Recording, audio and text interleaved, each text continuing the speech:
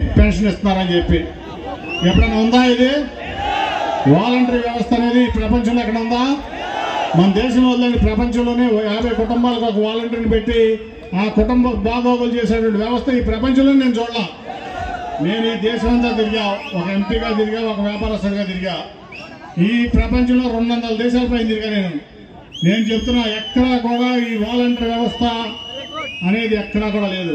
మన జగన్మోహన్ రెడ్డి గారు మాత్రమే మీ కుటుంబాలన్నీ బాగుండాలని చెప్పి 50 కుటుంబాలకు ఒక వాలంటీర్ని పెట్టి మీకు సేవ చేయించేటువంటి కార్యక్రమాన్ని చేపట్టాలంటే అది మీ పట్ల జగన్మోహన్ రెడ్డి గారికి ఉన్న కమిట్మెంట్ అని ఈ సందర్భంగా నేను తెలియజేస్తున్నా.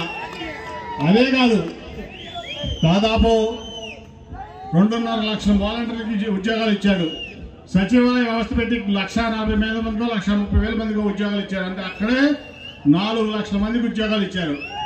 అట్లాగే అనేక రకాలుగా కూడా ఇప్పుడు 6 లక్షల మందికి ఏదైనా కానీ జగన్మోహన్ రెడ్డి గారు ఇచ్చినాక ఉద్యోగాలు వచ్చినాయి. నువ్వు లెక్కలిస్తే చంద్రబాబు నాయుడు గారు 10-30,000 ఉద్యోగాలు 5 ఏళ్లలో, జగన్మోహన్ రెడ్డి గారు 20 రెట్లు ఎక్కువ ఇచ్చాడు ఉద్యోగాలు. అవునా కదా? అట్లాగే 30,000 కోట్లు పెట్టింది నాకు చెప్పాను. నువ్వు ఒక సెక్రటరియట్ కట్టలేకపోతే జగన్మోహన్ రెడ్డి 11,000 సెక్రటరియట్లు కట్టి చూపించాడు, ఆర్బికేలు కట్టి చూపించాడు, రైతు భరోసా కేంద్రాలు కట్టి చూపించాడు. అది పక్కన పెడితే 88,500 కోట్లు 17 వైద్య కళాశాలలు మీకోసం. ఎందుకంటే వైద్య కళాశాలలు అంటే వైద్యం చదువుకోవడానికి మాత్రమే కాదు.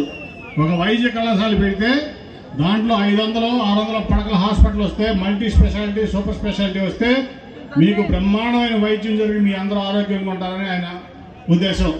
దానికి 8500 కోట్లు ఖర్చు పెట్టింది ఎవరో జగన్మోహన్ రెడ్డి గారు. అవునా కదా? ఎవరో.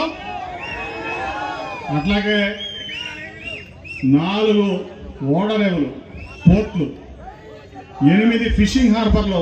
మన ప్రాంతం అంతా కూడా మత్స్యకారులు ఎక్కువ ఉన్నారని చెప్పి ఫిషింగ్ హార్బర్లు 18,000 కోట్లతో 4 పోర్ట్లు, 8 ఫిషింగ్ హార్బర్లు కట్టినటువంటి గొప్ప వ్యక్తి మన జగన్మోహన్ రెడ్డి గారు. అవునా కదా?